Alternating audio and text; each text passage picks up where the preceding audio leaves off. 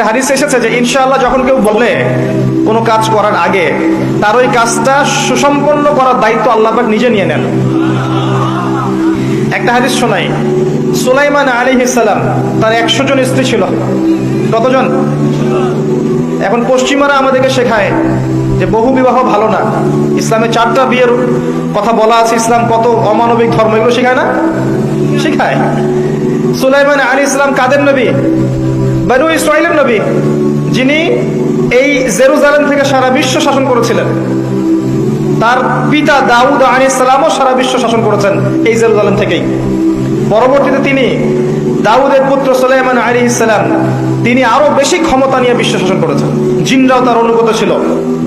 তিনি পশু পাখির ভাষা বুঝতেন, এমনকি পিঁপড়ার ভাষা পর্যন্ত বুঝতেন। সুবহানাল্লাহ। বাতাসে ফ্লাই করতে পারতেন। জানেন না আপনারা?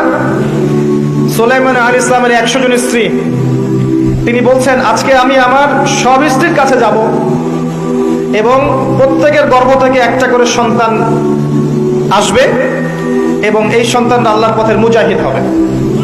তিনি একটা কথা বলতে ভুলে গেলেন। কি?